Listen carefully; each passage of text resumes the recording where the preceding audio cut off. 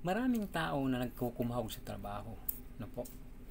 At wala na pong panahon sa sarili, sa ating Panginoon. So, trabaho ng trabaho, pero hindi pa rin po umaasinso. Kasi, purpose nila kaya para umasinso. Hindi po niyo po ba alam na may sikreto ang buhay? So, dapat inaalam natin ang sikreto.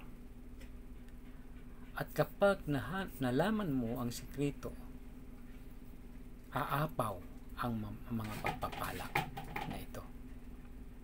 Kaya nga po sinasabi po sa Matthew 6:33 na hayaan mong pagharian ka ng Diyos. O unahin mo na pagharian ka ng Diyos. At maging mabuti ka. At idaragdag sa iyo ang lahat ng mga pagpapala. So kaya may sikreto, meron po. Kung uunahin lamang natin ang Diyos at malalaman natin kung ano ang sikreto ng mga pagpapala, tiyak na mag-uumapaw ito sa buhay mo. So kaya mahalaga na malaman mo ang mga sikretong ito. Ang mga sikreto ng kaharian ng Diyos. Nakapaloob ang mga pagpapala mula sa Kanya. At kapag na-meet natin ang mga nais ng Diyos, yung kalooban ng Diyos, tiyak po na pagpapala aapaw sa buhay mo. Kaya ngayong umaga, alamin natin ang mga sikreto mula sa Biblia.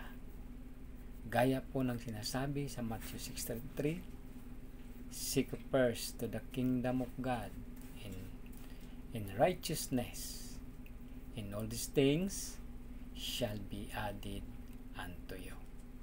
So, malinaw po ang sinasabi ng Scripture na kung unahin mo na pagharian ka ng Diyos, ang lahat ng bagay ay idaragdag sa iyo. So kaya po mahalaga na inaalam natin ang kalooban ng Diyos. Yes. At kahit hindi ka po magkumahog, although mahalaga po na magtrabaho tayo, kasi yun nga iniisip natin, we need for us, our family, lahat ng ating mga pangailangan. But you had the secret of blessing. So kaya po ngayong umaga, nawa po mapagpala ang mga salitang ito mula sa Kanya. At nawa po hanapin natin ang tunay na pagpapala na nagmumula lamang sa Kanya. Good morning.